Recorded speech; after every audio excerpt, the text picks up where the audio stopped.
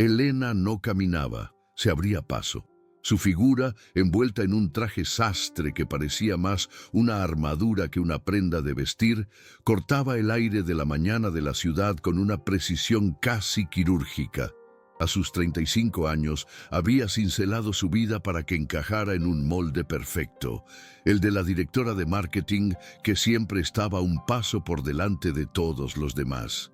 Su cabello oscuro, un bob impecable y su mirada intensa no pedían permiso, lo exigían. Su apartamento era un reflejo de su mente, ordenado, minimalista y con una vista panorámica que le recordaba constantemente la altura que había alcanzado. Cada mañana el ritual era el mismo: café negro, sin azúcar. Revisar los mercados asiáticos en su tableta mientras la ciudad despertaba a sus pies. Su esposo, Marco, se movía a su alrededor con una suavidad que a veces la irritaba. Él era el ancla afectuosa en su meteórico ascenso, un hombre de espíritu tranquilo que alguna vez fue el centro de su universo, pero que ahora parecía orbitar a una distancia segura como para no interferir con su trayectoria. ¿Dormiste bien?, preguntaba él, su voz cálida contrastando con el frío cristal de las ventanas. «Tengo una reunión a las 8. El cliente de Singapur», respondía ella sin levantar la vista de la pantalla. No era una respuesta, era una declaración de prioridades. Marco suspiraba, un sonido casi imperceptible. Dejaba una taza de té junto a su tableta y le daba un beso en la coronilla. Ella apenas registraba el gesto, ya inmersa en proyecciones de ventas y estrategias de campaña. Él representaba un mundo que ella sentía que estaba dejando atrás. Fines de semana sin agenda, cenas improvisadas, conversaciones que no giraban en torno a objetivos trimestrales. Lo amaba, o al menos amaba el recuerdo de lo que fueron, pero el éxito profesional se había convertido en la medida definitiva de su propio valor. En la oficina, Elena era una fuerza de la naturaleza. Su equipo la respetaba y la temía a partes iguales. Era brillante, implacable y no aceptaba un no por respuesta. El ambiente de la corporación era su ecosistema natural. Un mundo de cristal y acero, de plazos imposibles y una competencia feroz disfrazada de camaradería. Aquí, la vulnerabilidad era una debilidad que nadie podía permitirse y la vida personal, un obstáculo que debía ser gestionado con eficiencia. A veces, una punzada de dolor detrás de su ojo derecho la obligaba a detenerse por un segundo. Estrés, se decía, el precio del éxito. Lo ignoraba, al igual que ignoraba las llamadas perdidas de su madre o los mensajes de Marco preguntando a qué hora llegaría a casa. Creía tenerlo todo bajo control, que podía compartimentar su vida. La guerrera en la oficina, la mujer en casa. Pero las paredes entre esos dos mundos se estaban volviendo cada vez más delgadas, casi transparentes. Sus amigas, la mayoría del mismo círculo corporativo, aplaudían su independencia. «Eres un modelo a seguir, Elena», le decían en Mindovesi, en brindis con vino caro después del trabajo. «Nos demuestras que se puede tener todo». Y ella sonreía, sintiendo el cálido abrazo de la validación. ¿Pero realmente lo tenía todo? Últimamente, el silencio en su apartamento se sentía más pesado. La vista desde su ventana más solitaria. Se convencía de que era solo cansancio. El proyecto que consumió sus últimos 6 meses finalmente dio frutos. Consiguieron al cliente más grande de la historia de la firma, un gigante tecnológico que los pondría en el mapa global. La victoria fue monumental y la celebración inevitable. El equipo entero se reunió en un bar de moda en el centro de la ciudad, un lugar ruidoso y vibrante donde el éxito se respiraba en el aire. Elena era el centro de atención, su jefe la elogió públicamente, sus colegas la felicitaban sin cesar. Se sentía invencible, como si estuviera en la cima del mundo que tanto había luchado por conquistar.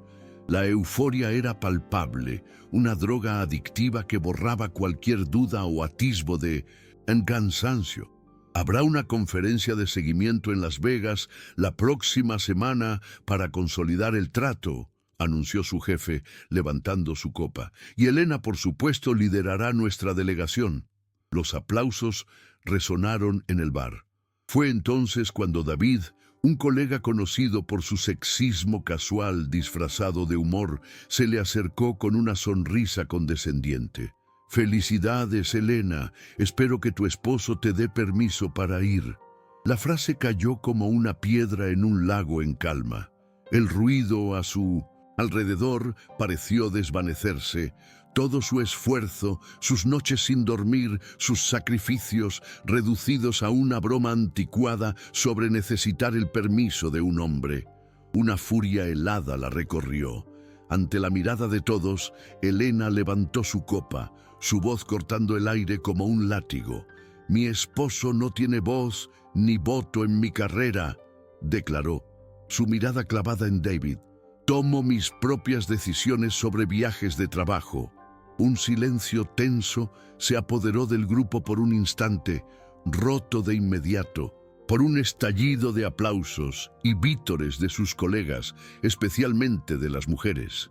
Elena sonrió, sintiendo una oleada de poder y reivindicación. Se había defendido, había reafirmado su independencia, se sintió libre. Lo que no vio, en su momento de triunfo, fue la figura que se encontraba en el borde del grupo, parcialmente oculta por la multitud. Marco había venido a darle una sorpresa, a celebrar su gran victoria con ella, y lo había escuchado todo. No vio cómo su rostro se descomponía, cómo la sorpresa y el orgullo se transformaban en una herida profunda y silenciosa. No vio cómo, sin decir una palabra, con el corazón hecho pedazos, se daba la vuelta y desaparecía en la noche. Elena siguió celebrando, ciega a la catástrofe que acababa de desatar, convencida de que esa noche había ganado la batalla más importante de su vida. No podía estar más equivocada. Acababa de perder la guerra. A la mañana siguiente, el silencio en el apartamento era tan denso que se podía cortar con un cuchillo. Un silencio glacial, pesado, que se pegaba a las paredes de cristal y ahogaba el sonido del tráfico matutino.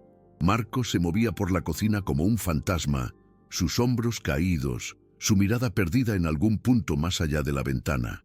«¿Café?», preguntó Elena, su voz sonando extrañamente alta en el vacío. «Ya tomé», respondió él sin mirarla. Monosílabos, respuestas cortas, vacías. Elena, todavía montada en la ola de su triunfo de la noche anterior, sintió una punzada de irritación. Un berrinche.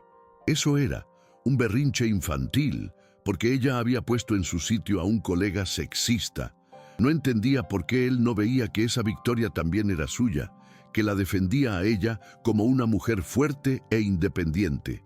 Decidió ignorarlo. Ya se le pasaría. Horas más tarde, en su oficina, llegó un mensajero. Un enorme y espectacular ramo de lirios blancos fue depositado sobre su escritorio. Eran flores ambiguas, flores que celebraban la pureza, pero también acompañaban el luto. Sus colegas se arremolinaron, admirados. «¡Wow, Elena! Parece que alguien está pidiendo perdón», dijo una de sus compañeras. Elena encontró la pequeña tarjeta. La caligrafía perfecta de Marco, esa que siempre había admirado, trazaba una sola frase: «Felicidades por tu independencia». Una sonrisa torcida se dibujó en su rostro. Lo leyó como una disculpa sarcástica, una rendición. Sus colegas lo interpretaron como una victoria total para ella, la mujer poderosa que había domado al marido. El aplauso silencioso de su equipo alimentó su ego. Guardó la tarjeta en su bolso, sintiéndose más invencible que nunca. Empacó para Las Vegas esa misma tarde.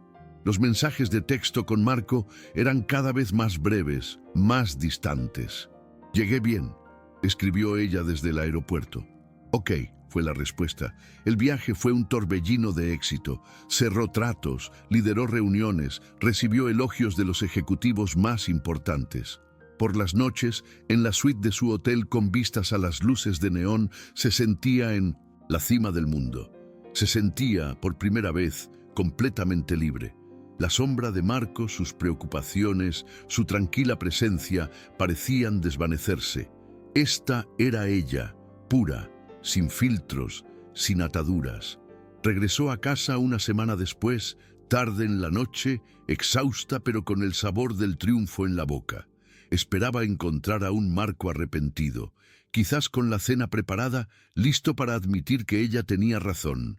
Abrió la puerta. Un vacío le heló la sangre.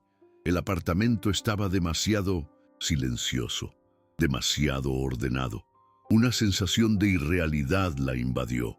Dejó su maleta en la entrada y caminó lentamente hacia el dormitorio. La luz de la luna entraba por el ventanal, dibujando sombras largas y frías sobre el suelo. La mitad del armario estaba vacía, sus estantes en el baño despojados.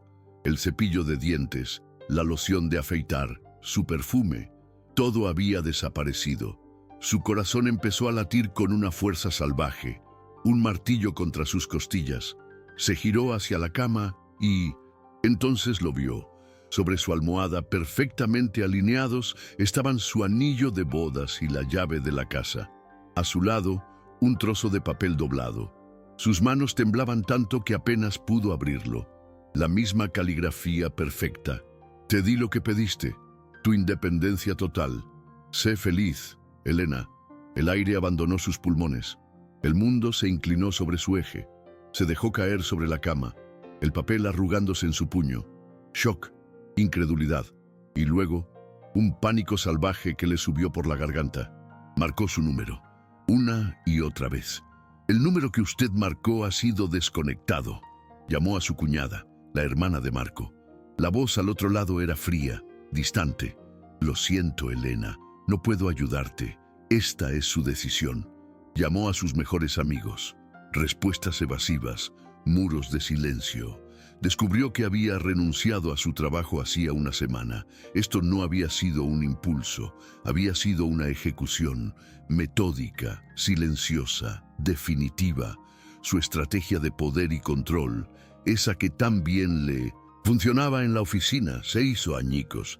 Se desmoronó en un instante. Ahora no había un plan, no había un objetivo, solo un abismo. Pasó las siguientes noches en vela, recorriendo el apartamento como un animal enjaulado. Revisaba viejos mensajes, viendo ahora las súplicas ocultas que antes había ignorado. Recordaba conversaciones en las que él intentaba decirle que se sentía solo, y ella respondía con un resumen de su agenda. La dolorosa verdad la golpeó con la fuerza de un tren.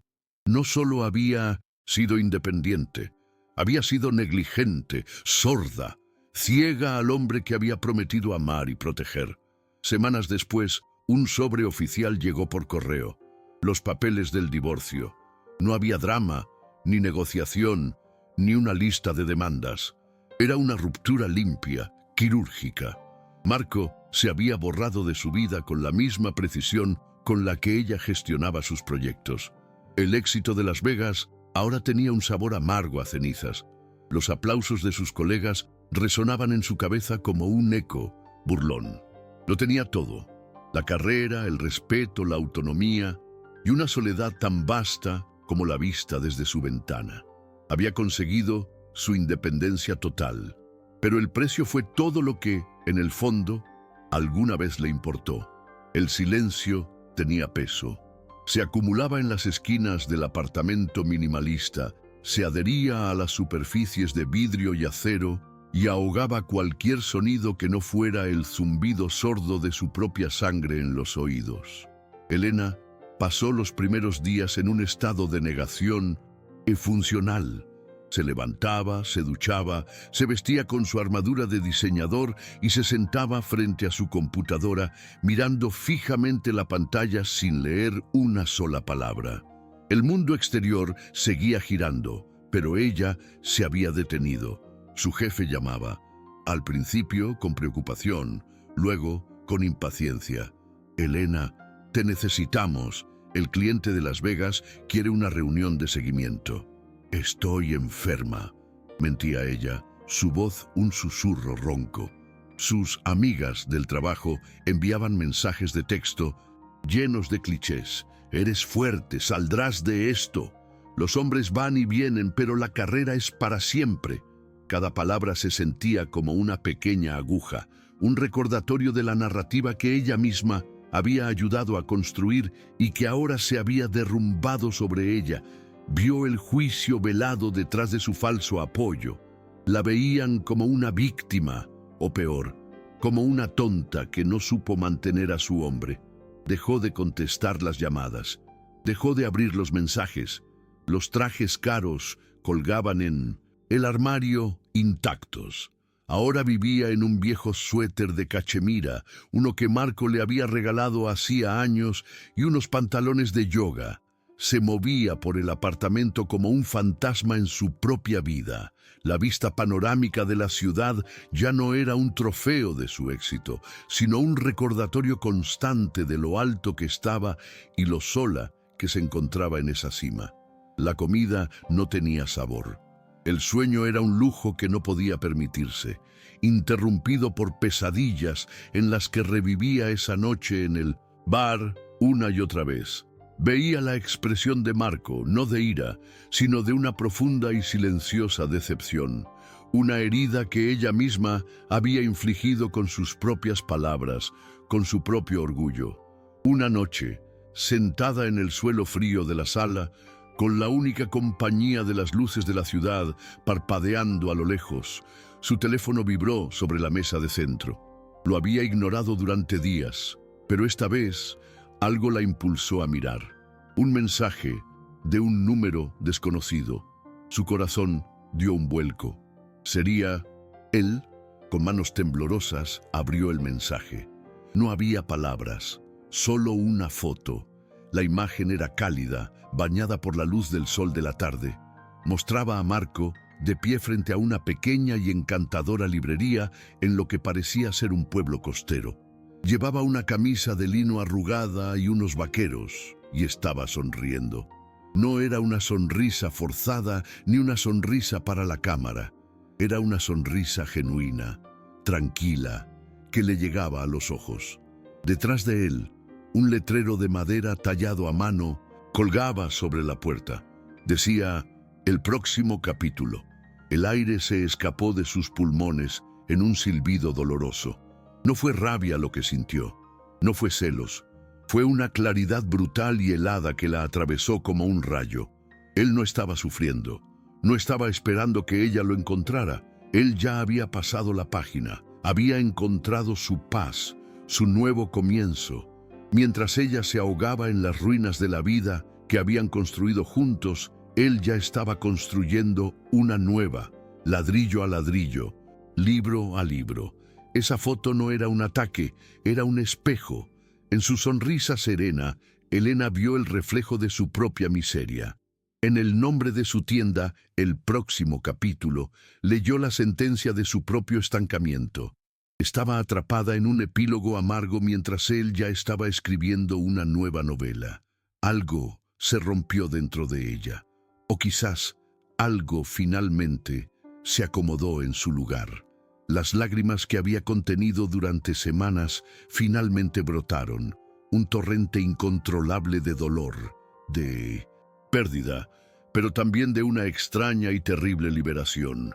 Lloró por el hombre que había perdido, por la mujer en la que se había convertido y por el tiempo que nunca podría recuperar. Cuando las lágrimas se secaron, un silencio diferente llenó la habitación. No era el silencio pesado del luto, sino el silencio expectante de una página en blanco. Se acabó. Tenía que acabarse. Se levantó del suelo, sus piernas entumecidas. Caminó hacia el ventanal y miró la ciudad. Por primera vez, no vio un reino que había conquistado, sino una jaula dorada que ella misma había construido. Tomó su teléfono. Sus dedos ya no temblaban. Su primera llamada fue a una agente inmobiliaria. Hola Laura, soy Elena. Quiero poner el apartamento en venta.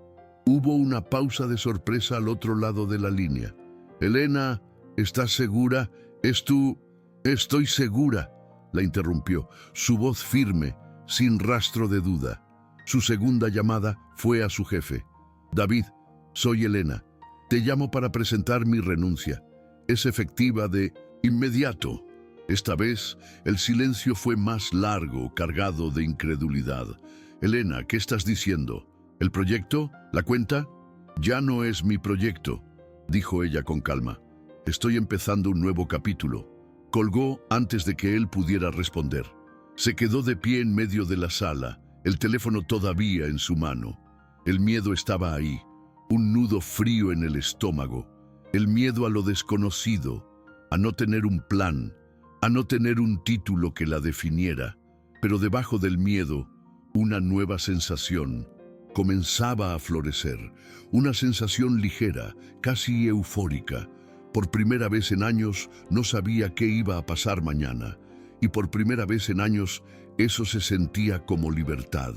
2 años después, el aire ya no olía a metal y ambición, sino a sal marina y a la tierra húmeda después de la lluvia. Elena ya no vivía en el cielo, prisionera en una torre de cristal. Su hogar era ahora una pequeña casa de una planta con un porche de madera y un jardín rebelde que intentaba, sin mucho éxito, mantener en orden. Había cambiado el ruido incesante de la metrópoli por la cadencia rítmica de un pueblo costero, un lugar donde la gente se saludaba por su nombre y el éxito se medía por la calidad de la cosecha de tomates. El impecable traje sastre había sido reemplazado por pantalones de lino y blusas de algodón. Su cabello, antes un casco perfecto, ahora caía sobre sus hombros con una suavidad que reflejaba su estado interior. Aún conservaba la intensidad en su mirada, pero ya no era una mirada que exigía, sino una que observaba, que escuchaba. Había vendido todo, el apartamento, los muebles de diseño, el auto de lujo. Se había despojado de las capas de la mujer que creía que debía ser para encontrar a la mujer que realmente era. Con una pequeña parte del dinero, fundó una modesta consultoría. Impulso Local la llamó. Ya no trabajaba con corporaciones sin rostro, sino con panaderos, artesanos y dueños de pequeños hoteles. Usaba su brillante mente estratégica no para conquistar mercados, sino para ayudar a que los sueños de otros florecieran. Su oficina era una mesa en la esquina de una cafetería con vista al mar, y sus reuniones de directorio se llevaban a cabo durante paseos por la playa. A veces, cuando una ráfaga de viento traía el olor a café recién hecho, recordaba la frialdad de su antiguo apartamento, el peso de las expectativas, la soledad disfrazada de independencia. Recordaba la foto de Marco sonriendo frente a su librería. El próximo capítulo. Durante mucho tiempo, esa imagen le había causado un dolor agudo. Ahora la veía con una serena gratitud. No había sido un acto de crueldad, sino de liberación. Fue su permiso final para dejar de releer un libro que ya había terminado. Él había encontrado su paz, y al hacerlo, le había mostrado el camino para encontrar la suya. No volvió a saber de él, y estaba bien así. Le deseaba, desde la distancia de una vida completamente nueva, toda la felicidad del mundo. Su vida ahora estaba llena de pequeñas victorias que valían más que cualquier contrato millonario. La sonrisa de una clienta al ver su nuevo logo, una cena improvisada con los amigos que había hecho en el pueblo, el silencio de la mañana roto solo por el sonido de las olas. Había aprendido a respirar de nuevo, a disfrutar del proceso en lugar de obsesionarse con el resultado. Descubrió que la verdadera independencia no era no necesitar a nadie, sino ser lo suficientemente fuerte para permitirse ser vulnerable, para pedir ayuda, para construir conexiones reales. Una tarde, mientras caminaba por la calle principal, vio su reflejo en el escaparate de una tienda. Por un instante, no se reconoció. La mujer que le devolvía la mirada tenía menos maquillaje, algunas líneas de expresión nuevas alrededor de los ojos por reír al sol, y una calma que nunca antes había poseído. No era la guerrera que había conquistado la ciudad, era algo mucho más poderoso. Era una mujer en paz consigo misma. Había perdido un imperio, un matrimonio, una identidad, pero en las ruinas de esa vida había encontrado algo infinitamente más valioso: la libertad. La libertad de equivocarse, de empezar de cero, de definir el éxito en sus propios términos. A veces, para reconstruir nuestra historia, primero debemos permitir que se derrumbe por completo. Hay que tener el coraje de caminar entre los escombros, recoger las piezas que aún sirven y dejar atrás las que nos pesaban. Porque la verdadera superación no consiste en volver a ser quienes éramos, sino en convertirnos en quienes siempre debimos ser. Comenta desde qué país estás viendo este video, y si quieres escuchar más historias de valentía y renacimiento, suscríbete al canal.